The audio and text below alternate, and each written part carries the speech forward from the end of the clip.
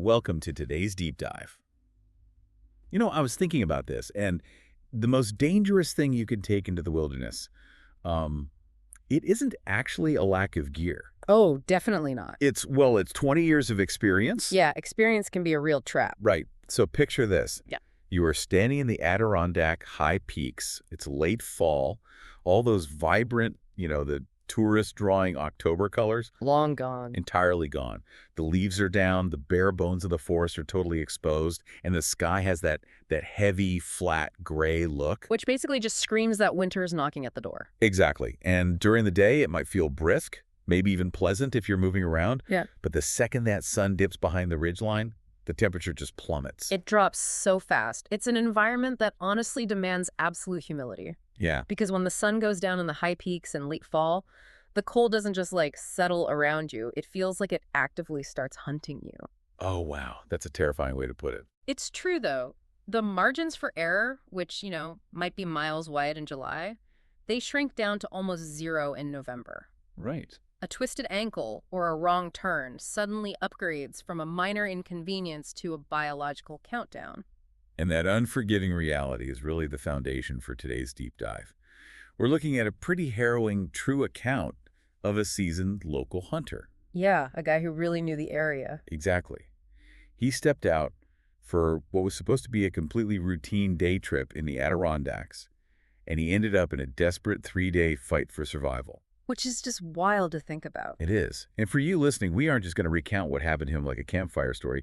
We really want to deconstruct the actual anatomy of getting lost. Right, the mechanics of it. Yeah, and look at the psychology of staying alive when your body is essentially shutting down. Plus, we're going to examine the incredible power of local analog knowledge. Especially in a world where we all just assume our digital technology will always save us. Exactly. Yeah. I mean, it's so easy to look at these survival stories and think, well, that would never happen to me. But our guy today, he wasn't an amateur. No, not at all. And to understand how he survived, we first really have to understand how he vanished in the first place. Right. Which brings us to the familiarity trap. Yeah, because these things almost always start with a very ordinary, completely routine decision. He was simply tracking a nice buck. Just doing what he's done 100 times before. Exactly. Yeah. But the animal moved off the marked trails and headed down into a drainage. And just so we're all picturing the exact same terrain here for the listener, Yeah. a drainage isn't like a man-made concrete pipe, right? No. In a topographical context, it's basically a geographic basin, a subtle valley where water naturally funnels down the side of a mountain. Right, and hunters follow these because water creates natural corridors. Which makes sense. Yeah, there's thicker vegetation for the deer to hide in, and it's generally the path of least resistance. But in this case, following that drainage pushed our hunter into some incredibly thick spruce and something called blowdown. Oh, blowdown is just brutal. Yeah, for anyone who hasn't tried to hike through it, it's a chaotic, tangled matrix of uprooted, fallen trees just layered on top of each other. You really can't just walk through it. No, you have to climb over rotting trunks, crawl under jagged branches, and you're constantly spinning around trying to find a path. Which totally disorients your internal compass. So he's navigating this massive obstacle course. The light is failing because the sun is dropping so fast, and suddenly the realization hits. No cell signal. Zero.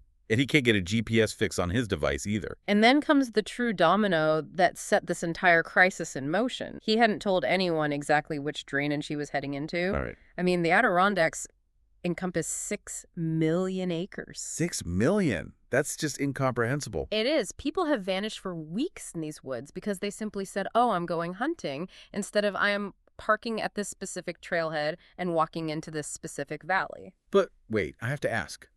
Shouldn't his decades of experience have prevented this? You would think so, right? Yeah, because if I'm out there as a relative beginner, I am absolutely terrified of losing sight of the trail markers. You're constantly checking your map. Exactly. I would never just wander deep into a matrix of fallen trees as the sun is setting. So, did his extensive experience actually create a blind spot? You've just hit the nail on the head. That is the core mechanism of the familiarity trap. In wilderness psychology, experience is a massive double-edged sword. How so?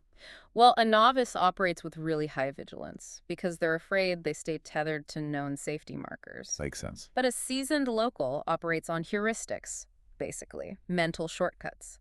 They trust their internal cognitive map. Oh, I see. So when an expert hits a patch of confusing blowdown, they don't stop and turn around. They push further in because their brain is telling them, I can handle this. I know what the terrain looks like over the next ridge. It's almost like a software crash in your brain.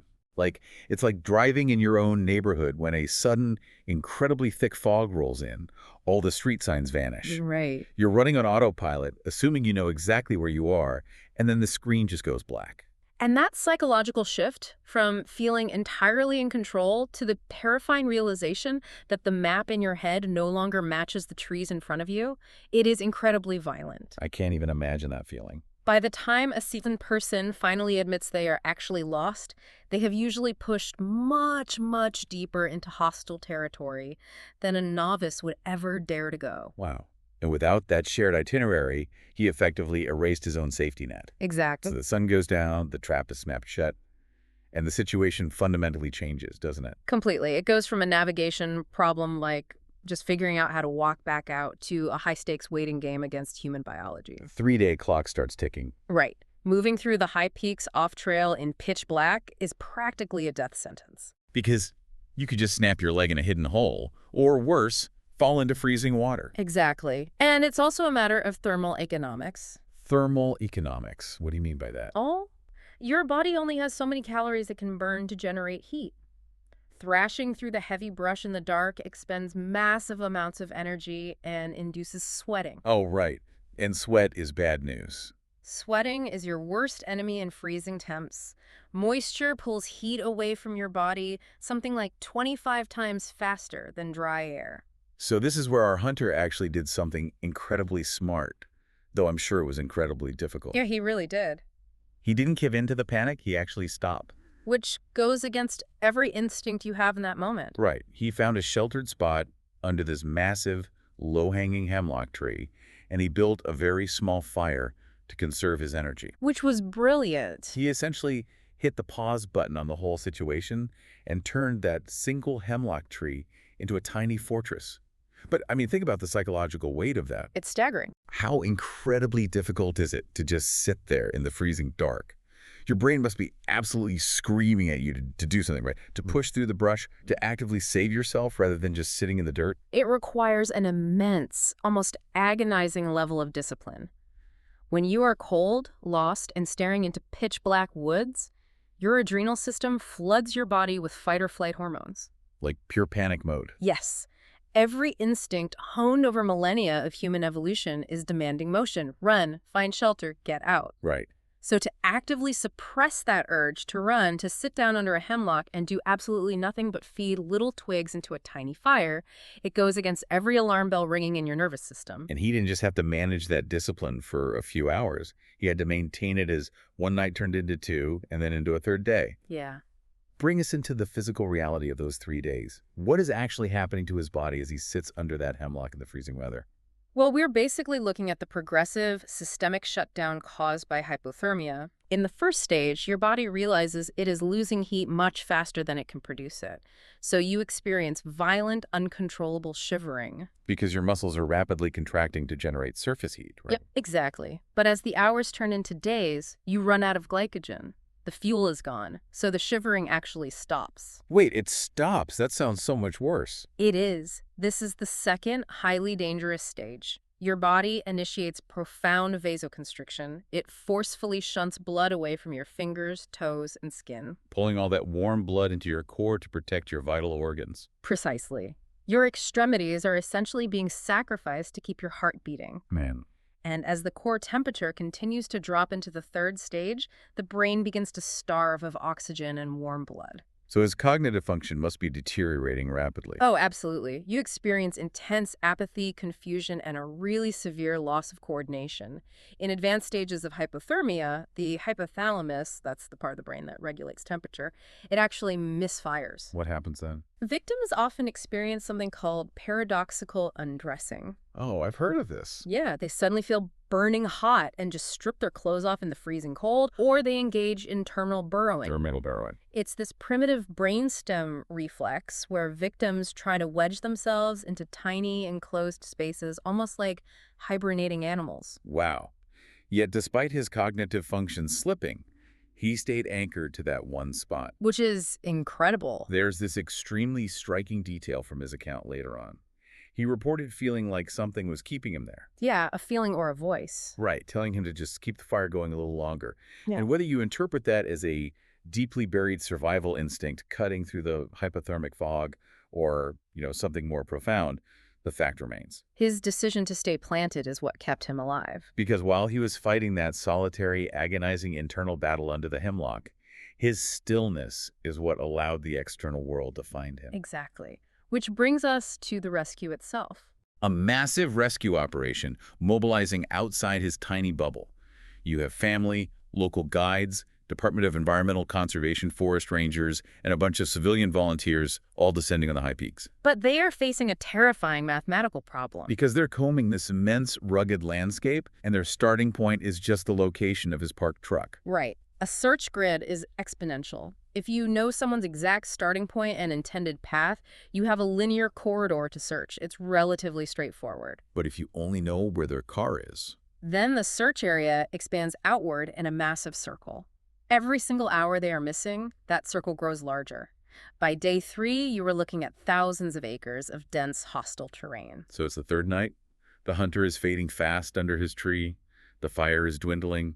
And suddenly, he hears voices calling his name through the dark woods. But because of everything we just talked about regarding hypothermia starving the brain, he doesn't believe it. He dismisses the voices as hypothermic hallucinations. He literally thinks his dying brain is just playing tricks on him. And that is a hallmark of severe exposure. The brain completely loses trust in its own sensory inputs. You can no longer distinguish between reality and the misfiring of your own exhausted synapses. But the voices keep getting closer. Mm-hmm. And eventually, the rescue team pushes through the brush and actually finds him. Barely conscious, but alive. They stabilize him, warm his core, and walk him out. Now, here's the truly fascinating part to me. The person who found him, the one who led the team to that specific hemlock, wasn't operating a drone with thermal imaging. Right. They weren't tracking a ping from a satellite SOS device. It was a veteran local guide who had what was described as a hunch about a remote drainage. A hunch. Yeah, I don't want to unpack that word. Yeah. Because finding him in millions of acres of woods wasn't some sterile math equation mapped out on a grid. Huh. In an era where we rely so heavily on drones and GPS, what does it say that a local's hunch and old-school tracking were what actually cracked the case? Well, calling it a hunch almost does a disservice to the mechanics of what that guide was doing. Okay, why is that? A hunch sounds like a random guess. What that guide was actually utilizing is rapid subconscious pattern recognition. It's built over decades of observing the environment. So old-school tracking is really the deep integration of hundreds of micro data points. Exactly. It's less about spotting a literal footprint in the mud and more about, I guess, reading the behavioral logic of the landscape itself, like reading the landscape's mind. Precisely. A GPS can tell you latitude and longitude, right? But a veteran guide knows the behavioral psychology of the woods. Oh, that makes so much sense. They know how a wounded buck moves through that specific valley, that the animal will seek thick cover. They know that when a human realizes they are lost and panic sets in, they almost always walk downhill. Seeking the path of least resistance. Which usually leads right into a drainage. The guide understands the prevailing winds for that specific week, and how the topography naturally funnels a wandering person away from the steep ridges and into the heavy blowdown. Wow. They aren't just looking for snap twigs, they are reading the environment implicitly. They know the terrain, the way you or I know the layout of our own living rooms in the dark. That's a perfect analogy. If we stumble, we know exactly where the coffee table is. The local guide knew exactly where the forest would naturally push an exhausted, freezing man. And that highlights the immense irreplaceable power of community and hyperlocal knowledge in places like the North Country. You just can't download that kind of intimate relationship with the landscape into an app. No, it has to be lived.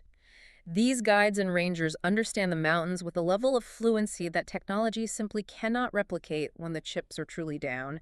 They know the mountains like family. It really is incredibly jarring to realize how fast our modern comforts can vanish. Our brains are so heavily wired for convenience now. We operate under the assumption that we are always just a phone call away from a hot meal and a warm bed. Exactly.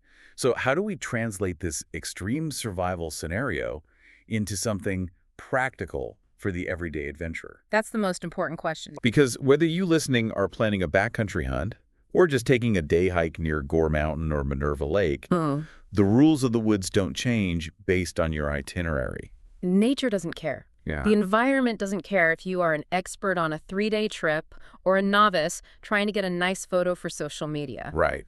A sudden fog bank or a 15-degree drop in temperature treats both people exactly the same. The cardinal rules reaffirmed by this survival story are completely fundamental. The ultimate pre-flight checklist for the woods. Yes. First, always tell someone your exact plans. I am parking here, I am walking this specific trail, and I will be back by this exact time. Give searchers a line to follow, not a massive circle to guess at. Exactly. Second, carry the right gear for the worst-case scenario, even on a short day trip. You need a way to stay dry and a way to make fire. Always. But, it is so easy for the listener to hear this and think, well, I wouldn't make that mistake. Oh, of course. I always have my fully charged phone. How do we actively fight the arrogance of thinking we are immune to the wild? We have to actively practice humility. True preparation isn't just about buying the most expensive waterproof jacket or having a satellite beacon. Right. It is a mindset.